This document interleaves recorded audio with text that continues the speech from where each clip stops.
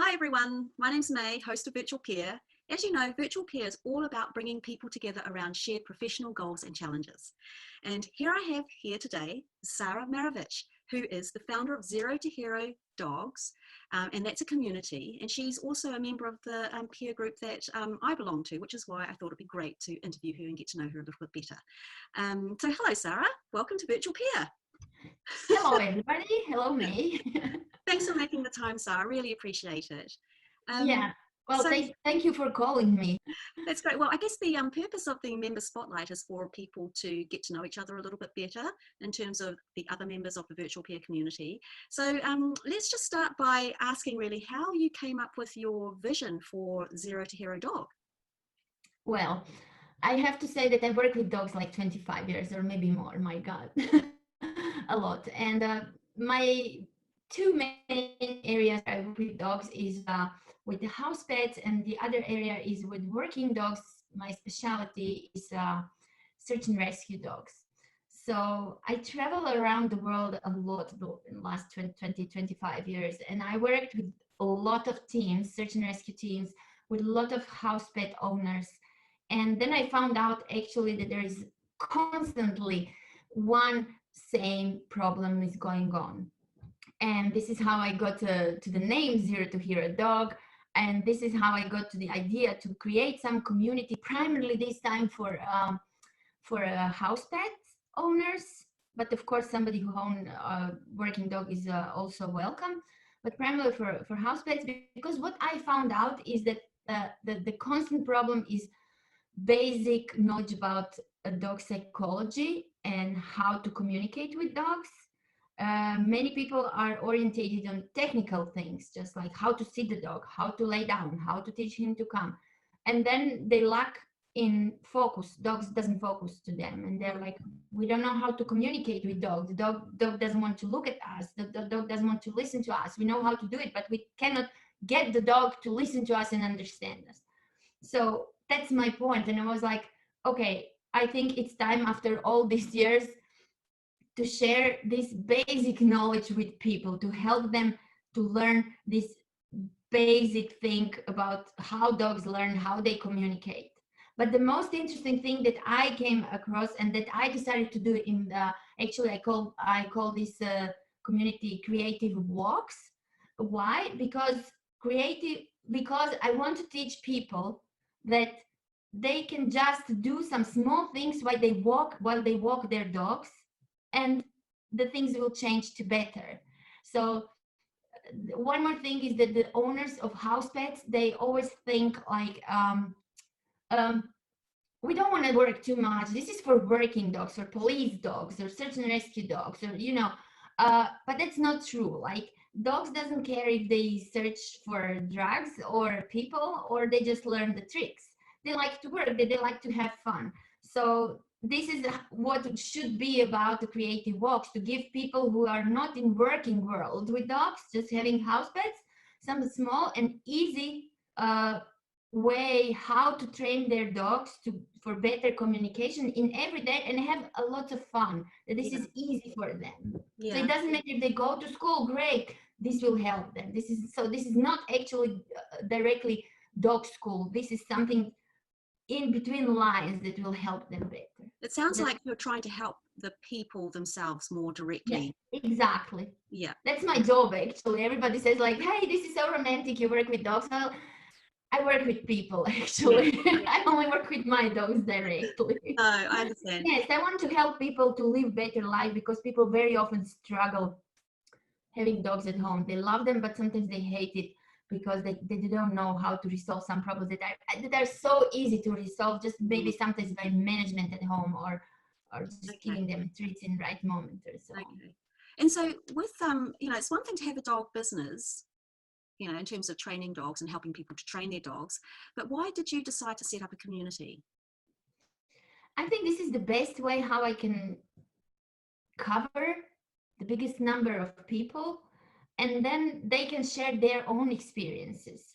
If I go one-on-one or just do some courses, I think there is not such a big variety or such a good platform for people to learn from experience from other people. Mm, mm, So this is why I like the idea. I fell in love with Mighty Networks immediately when I've seen when I understood the idea to build up community.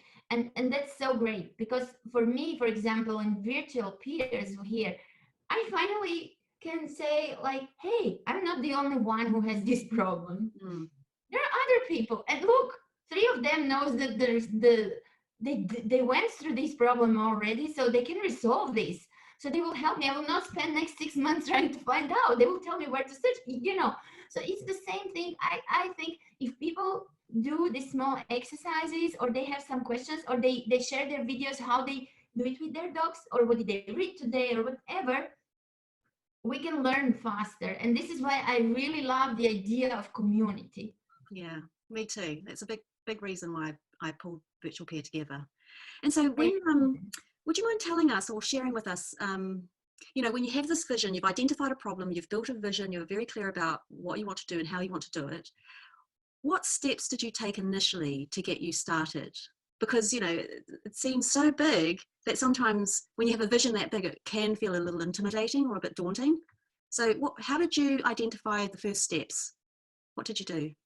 So I I work in person with people for, as I said, like 30 years, almost 25, 30 years, and that's not the problem for me.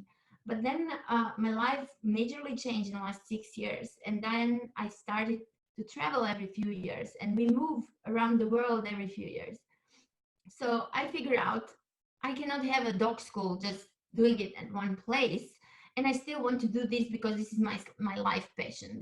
That's my passion. That's all. So I said, okay, let's go online. And this is how I started. But when I decided let's go online, my idea was like, oh, I have all the knowledge, I have the goals, I have everything. But actually, and I just have to put it online.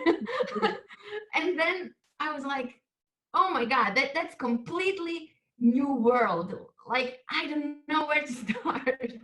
So what I decided, actually, I decided, and I have spent like last 1 year just learning about brand new world for me. And that was my first step. I decided to find really good courses where I can learn something. So I've learned from the really good courses. I've learned from a lot of YouTube videos, different books, you know, everywhere. I was just like, I spent 1 year just searching for knowledge to get an idea of what is this You actually. mean in And terms of getting a better understanding around how to build an online business? exactly, because it's really completely new world, brand new world. You can have your knowledge and an idea and everything. But for example, when you sit in front of your computer like this now, or you just take your phone and you have to speak into your phone, you start here. A lot of people, I found out it's not only me, but a lot of people has a problem talking to their phones, that they don't have people in front of them. So there was many things, and fears and insecurity, how the others will see this. And there is also a lot of things where you have to work on yourself, like mentally, spiritually, whatever you can call it, you know, to really identify yourself with this completely new task, new world, if you know what I mean. I do. So this also helps. And I was really, I must say, I was really lonely. You are sometimes really lonely in this world, especially because when you work in person with people, you have some feedback immediately. You meet other trainers, you meet other people who build up the business, you know, you are somehow all the time in this. Here you sit at home and making videos, or doing some, trying to make a plans of contest, and you know, like content. And it's weird sometimes. So It is. I totally get it, because you end up being a lot of the time in your head, you know, and, yeah, and you're not really getting any feedback or energy from other people. And yeah, it's so tricky. It's so tricky. But yeah, having a video session like this helps, I think. You know, like, yeah. you know, and where are you living right now? You're living. I am originally from Croatia, Mm-hmm. but I'm living at the moment in Germany, near Oh, France. right. See, and I'm in the US. So isn't it great that we're able to Yeah, connect? actually, yes, it is great. And this is I cannot say more how this virtual peer idea is great, because Oh, it really, I feel better. I really feel better because I know uh, I can always get there and ask people something, or just say like, "Oh my God, how do you do that?" Or yeah. you know, just share something or ask something technical or whatever, and it already helps. I Yeah. must say, I am in a really big group on Facebook, and Mm-hmm. there is a lot of people who are building up also online businesses. But somehow, when you get to the group where it's like 15,000 people, Mm, people just share things, and sometimes you really can learn from them, but you got lost in all of this. I mm, have a feeling that it's too big group, mm. and then you don't get really good feedback that you want. um, Very often when you ask something, everybody's like, yeah, go on, like, it's okay that you support me, but I need more than that. So that's why virtual peers are good, because it's not so big group, and we can really discuss in a lot of small things, and I think it's way better. Yeah, it's much more personal. And I think there are a Yeah, lot more people now that are interested in having a more personal online experience. But thank you yeah, for your kind words, Sarah. I really appreciate that. With your journey, knowing what you know now, is there anything that you would do differently, or is there a piece of advice, your number one piece of advice that you would give people who are starting out on their own, or have a huge goal, and how they can make it achievable for themselves? yeah. I would say I wouldn't change anything actually. What I went through last year and a half. Uh, I would say first that really people has to know it's not easy. It's not easy, but it's possible, and that they just have to. I always say keep walking. Mm, Whatever is going on, just keep walking, because you will get on so many obstacles that I had so many moments that I was like, this doesn't have sense. I will give up. It's just like impossible. Because I had the moments I still have the moments from time to time, like, okay, now I have everything. I understand. And you start to do this, and then you stumble on something completely new, and you're like, no, how am I gonna, okay. And then I say, like, okay, I know why I'm doing this, and this is mm, also important to that people know, that they remind themselves why are they doing this. If you don't have really good why, mm, then you will give up. I have a passion, and I know why I'm doing this. And then when I stumble, I just remind myself, Sarah, you know why you're doing this. You're passionate about this, and you want to do this, and nobody forced you. yeah, It's you. Take that's your right. responsibility. And then you go on and you go on. And then another thing, people are too hard on themselves.